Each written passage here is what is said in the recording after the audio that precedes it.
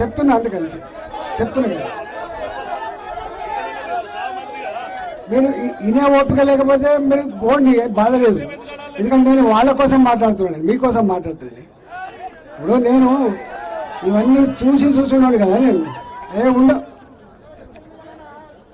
నేనేమంటున్నా, రాజశేఖర్ గారు రెండు మంచి విషయాలు చెప్పిండు. ఏమని?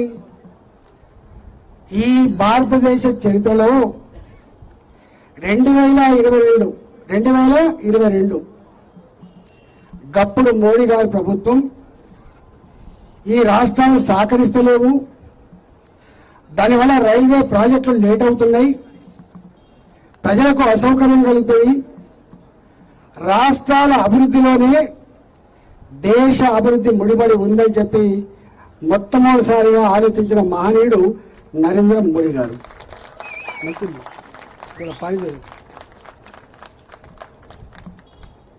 ఎందుకు మాట్లాడుతున్నా అంటే ఎప్పటికో జరా నేను కొత్తగా మంత్రి అయినా, మీరు వినాలి, ఎందుకంటే రాజశేఖర్కి చెప్పిన దానికి అంటే విషయం అర్థమవుతుంది. నేను 2014లో ఆర్థిక మంత్రి అయినా. నా దగ్గర హుజరాబాద్ టు పరకాల ఒక 200 కోట్ల ప్రాజెక్టుతోటి ఒక ప్రాజెక్టు మొదలుపెట్టిన 4 lane road plus bridge. Railway department అప్పుడు మేము 4 లేన్ బ్రిడ్జ్ నిర్మించాం. ఇది మా డ్యూటీ కాదు, కేవలం ఒక సింగిల్ లేన్ ఓవర్ బ్రిడ్జ్కి మాత్రమే పైసలు ఇస్తాం, అది కూడా పట్టాల మీద ఇస్తామని చెప్పినాడు. నేను 200 కోట్ల ప్రాజెక్టు నువ్వు ఇస్తాం 30 కోట్లు 40 కోట్లు ఇవ్వాలి, ఎందుకే దిక్కుమల్ల బుచ్చమిత్రాలు చేస్తారని చెప్పి నేను వదిలిపెట్టా. కానీ కాలే 200 కోట్ల ప్రాజెక్టుకి ఆనాడు రైల్వే ఇచ్చింది కేవలం 6 కోట్లు మాత్రమే, అది కూడా పట్టాల మీదనే ఇచ్చింది. ఇవాళ గత నేను మంత్రి ఉన్ననాడు వాస్తవం ఇప్పుడు హరీష్ రావు చేసింది. ఎందుకు రాలేదు అంటే రాష్ట్ర ప్రభుత్వంగా మేము ఆనాడు గవర్నమెంట్లో ఉండి చేయాల్సిన పనే ఉండే అంటే మన డబ్బులు జమ చేయాలి, వాళ్ళతో కోఆర్డినేట్ చేయాలి, రైల్వే డిపార్ట్మెంట్తో కోఆర్డినేట్ చేయాలి, చేసి ఆ బ్రిడ్జి నిర్మాణం చేయాల్సి ఉండే. కాలే అంటే అర్థం కావాల్సింది ఏంటి? 2022 వరకు రాష్ట్ర ప్రభుత్వం కనుక కోఆర్డినేట్ చేయకపోయినా, రాష్ట్ర ప్రభుత్వం డబ్బులు ఇవ్వకపోయినా బ్రిడ్జి లాగా అర్థమవుతుంది కదా. దానికి ఒక సజీవ సాక్ష్యం చెప్తా, మా రాజశేఖర్ దగ్గరనే ఉంది. అది కూడా బొల్లారం బజార్ 1993 1993లో శాంక్షన్ అయింది, ల్యాండ్ ఎక్వేషన్ కూడా అయింది. ఇవాళ ఇప్పుడు ఎక్కడ ఉన్నాయి? 2026 అంటే 26 ప్లస్ 7 33 సంవత్సరాలు అవుతుంది, ఇప్పటిదాకా కాలేదు. ఇవాళ ఎందుకు అవుతుంది అంటే ఇక్కడ మనం చెప్పిన మళ్ళీ చెప్పిపోతున్నా, MNPS అని రైల్వే లైన్ ఉన్నది, MNPS రైల్వే లైన్. దాని కాస్ట్ వచ్చేసి 1043 కోట్ల రూపాయలు, 1043 కోట్ల రూపాయలు. దాని కాంట్రిబ్యూషన్ రాష్ట్ర ప్రభుత్వానికి 400 కోట్ల రూపాయలు. నేను కూడా మంత్రియే, కానీ 4 పైసలు కూడా మేము ఇవ్వకపోతే రైల్వే డిపార్ట్మెంట్ 1049 కోట్ల రూపాయలు ఇచ్చి దాన్ని పూర్తి చేయించింది. దట్ ఈజ్ రాజశేఖర్ తెలుసుకో. రాజశేఖర్ రెడ్డి నేను ఒక నిమిషం ఉండే, నేను కూడా పనిచేసిన రాజశేఖర్ రెడ్డి, నేను కూడా పనిచేసా కదా. నేను నీతో నీ పార్టీలో ఉన్నా కదా, నేను నీ పార్టీలో ఉంటే నేనే మంత్రి అయితే 2 సార్లు. అది ఇది నేను ఎందుకంటున్నా అంటే నీకు తెలియదు, అంటే నేను కొన్ని విషయాలు చెప్పాలి. ఇప్పుడు నువ్వు చెప్పిన వాళ్ళు నేను చెప్పాలి. నేను స్వయంగా ప్రధానమంత్రి గారికి ఒక ఉత్తరం రాసిన, ఈ దేశ ప్రధానమంత్రి గారికి ఒక ఉత్తరం రాసిన, దేశంలో ఉన్నటువంటి రైల్వే మంత్రి గారికి 4 సార్లు మీటింగ్ పెట్టినా.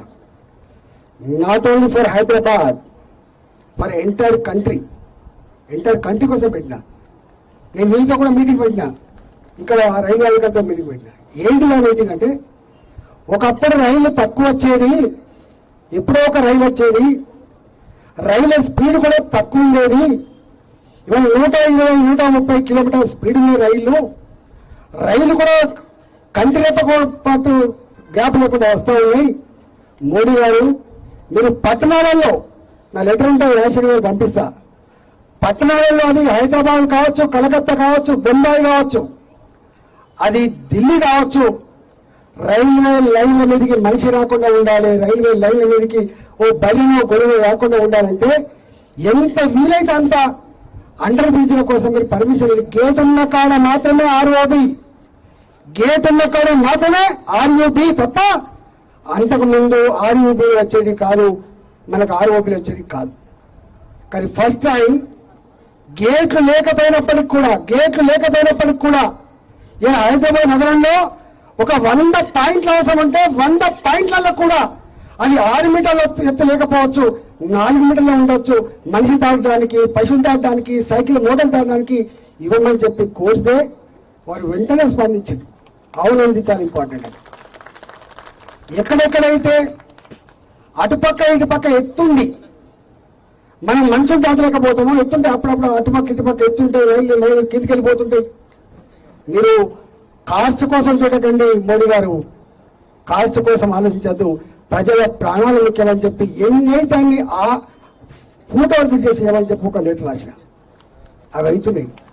ఇప్పుడు మీ షెడ్యూల్ కూడా నాకు తెలిసి అది గేట్ అన్నది కానుకుంటా, గేటు లేని కాడ వచ్చినటువంటి ఆర్ఈపి వాళ్ళు. నేను ఒకరోజు వస్తే షాప్లో వచ్చి, అయ్యా ఏం చేస్తాం మేమంతా బతకచ్చిన వాళ్ళం, నేను తిరిగితే బతకచ్చిన వాళ్ళం, ఈ గేట్ ఉన్నప్పుడు మా షాపులు బాగా కలిసినాయి, ఈ గేట్ ఆగిపోయింది, మా బతక అయిపోయింది అంటే మేము అటు నుంచి అంతా తిరిగితే ఎత్తున్నది, మాకు 4 నెలలు అవసరం లేదు, మాకు చిన్న పని అని చెప్తే వాళ్ళు ఒప్పుకొని కడుతున్నారు. అంటే ఈ మాట ఎందుకు చెప్తున్నా, రాజశేఖర రెడ్డి గారు ఎట్లయితే ఉన్నారో నాకు ప్రచారం లేకపోవచ్చు కానీ విషయ పరిజ్ఞానం ఏది ఉంటుంది కదా, విషయ పరిజ్ఞానం ఏది ఉంటుంది. ఇవాళ నేను అంటున్నా హైదరాబాద్ నగరంలో నాట్ ఓన్లీ మల్కాగిరి, వారి మల్కాగిరి అసెంబ్లీ సెగ్మెంట్ కావచ్చు,